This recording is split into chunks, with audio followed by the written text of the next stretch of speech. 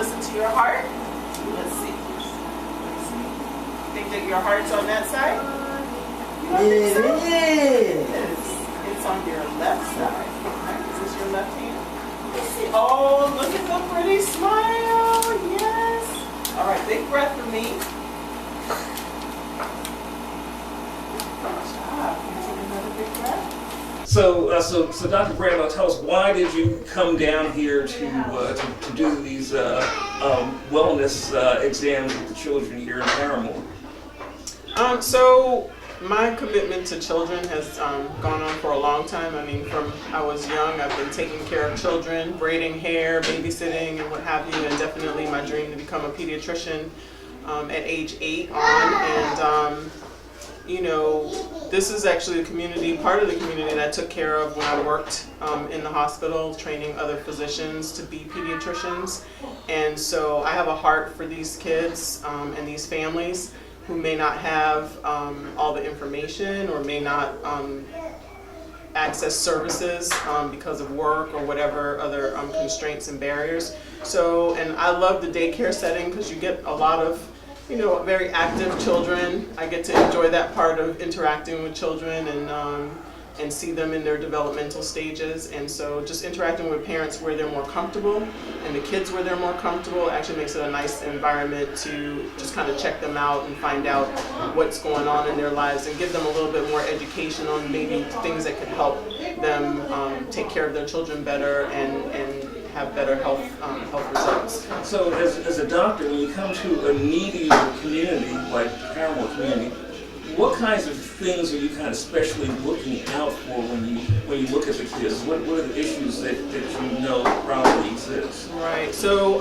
development is a big one. I have a big heart for allergies and asthma, eczema. My daughter herself actually suffers with all of those. Actually, when she was younger, she had really bad eczema. So not even from just a professional standpoint, but from a personal standpoint, the struggles that my husband and I went through in order to get her skin condition under control and then dealing with her allergies and asthma as she's gotten older. So, and I realized that in these type of communities, those things are actually higher. People wait longer to go to the hospital.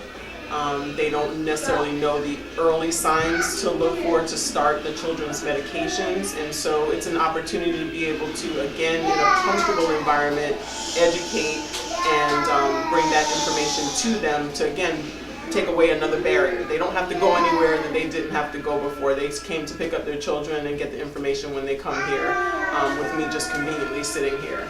And as an individual, I'm mobile. I can move around much easier than some parents that have multiple children even, so that gets to be a barrier as well. So in terms of just children's health, people who are living in poor communities who may not have access to all the medical care they want, what are things that just in general you suggest parents kind of keep an eye out for and kind of know that maybe I need to go see a professional? You know, what are warning signs that people in a neighborhood like Parramore need to be looking at for their kids? Sure. Well, definitely it's not normal for children to cough all the time. So, and that's actually something that's quite common. So coughing, a child that has very heavy snoring at night, different things that may be related again to allergies, asthma, or the combination of the two.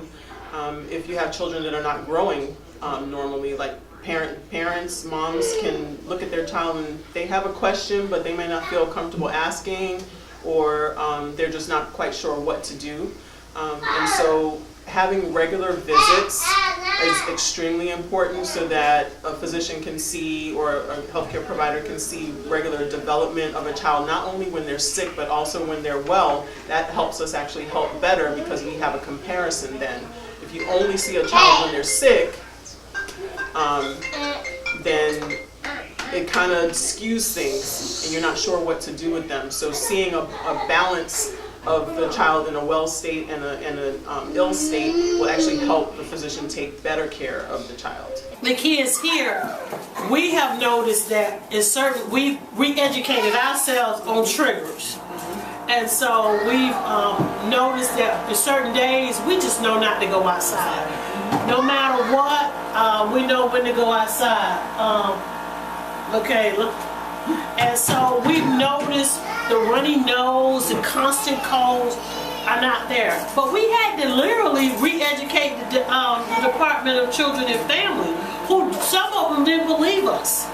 And so we were like, I'm not trying to not take my children out to play. So a lot of times we would walk, we would do other activities. It made us have to come up with other ways for them not to just be outside and playing. And so it's gotten better, but over the years we've had even 2 kids come through our center. Thank God they survived. We're not saying it's because of the center, but they both grew up in this community that had brain cancer.